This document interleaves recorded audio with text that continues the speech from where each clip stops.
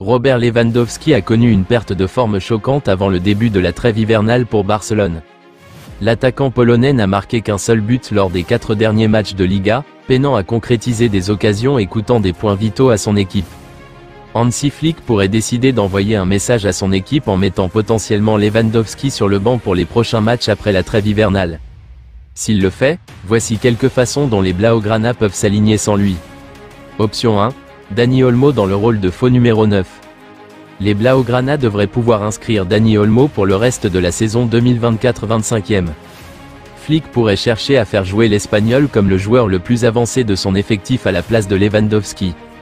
Olmo peut opérer comme un faux numéro 9, ce qui peut lui donner une plus grande liberté de mouvement avec le ballon ou aider à créer plus d'occasions d'attaque.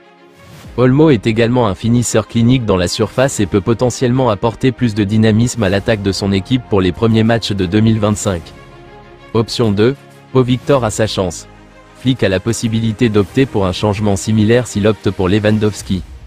Pau Victor, qui devrait également être enregistré après le contrat avec Nike, est prêt à saisir sa chance de prouver sa qualité dans un rôle de titulaire. Victor a marqué 2 buts et fait une passe décisive en 13 matchs jusqu'à présent, mais il a semblé vif dans ses apparitions en tant que remplaçant et est assez clinique pour conclure les occasions. Le coach pourrait lui donner une chance de dynamiser la ligne d'attaque du Barça et d'y apporter plus de vivacité lors des prochains matchs pour voir si Victor peut être une option sérieuse pour être régulièrement remplacé par Lewandowski. L'équipe de Barcelone se concentre sur la victoire de la Supercoupe d'Espagne en Arabie Saoudite le mois prochain, selon Javier le nouvel entraîneur Hansi Flick en remportant le premier trophée disponible de l'année. Le message du vestiaire dit « Dans 15 jours, nous jouons pour le premier titre de la saison et nous devons le gagner.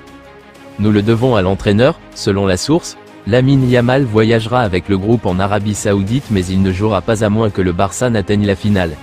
Le Barça a connu des difficultés en Liga ces derniers temps, ne remportant qu'un seul de ses 6 derniers matchs. Cependant, la Supercoupe leur offre l'occasion de changer le récit et de gagner quelque chose en milieu de saison. Le Barça a remporté la Supercoupe pour la dernière fois en janvier 2023 sous Xavi. Barcelone n'a pas renoncé à recruter Nico Williams lors du prochain mercato estival, rapporte Jordi Carne de Diario Sport. Le Barça préférerait recruter un véritable ailier gauche plutôt que de remplacer Robert Lewandowski en recrutant un autre numéro 9. Le Barça a fait des avances pour recruter Williams l'été dernier, mais le joueur a décidé de continuer avec l'Athletic Club pour une année supplémentaire.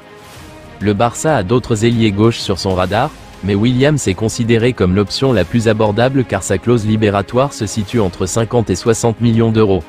Si le Barça dort sur Nico, le Bayern serait prêt à bondir car il recherche également un ailier gauche. Barcelone aurait les yeux rivés sur 3 latéraux gauches pour renforcer son effectif, avec Tyrick Mitchell, Alvaro Carra et Hugo Bueno qui apparaissent comme des cibles de choix. Les géants catalans avaient initialement jeté leur dévolu sur Alphonso Davies du Bayern Munich, mais l'international canadien serait hors de portée. Mitchell de Crystal Palace, dont le contrat expire en juin, est devenu un candidat de choix pour le poste d'arrière gauche. Bien qu'Alejandro Balde ait retrouvé sa forme, Barcelone souhaite faire venir un joueur fiable qui puisse apporter une amélioration significative en termes de qualité. Carra de Benfica et Bueno de Vie, Ansu Fati rejoignant les Red Devils et Marcus Rashford allant dans la direction opposée. Il semblerait que Barcelone soit intéressé par Rashford, mais rien de concret n'a encore été annoncé. Il n'y a eu aucune rumeur selon laquelle Manchester United voudrait Ansu jusqu'à présent. Rashford et Ansu sont tous deux dans la même situation dans leurs clubs respectifs. Ils ont été exclus de l'équipe première après avoir été médiocres pendant une longue période. Un échange pour les deux attaquants ne semble pas probable à ce stade, mais rien ne peut être exclu dans le football.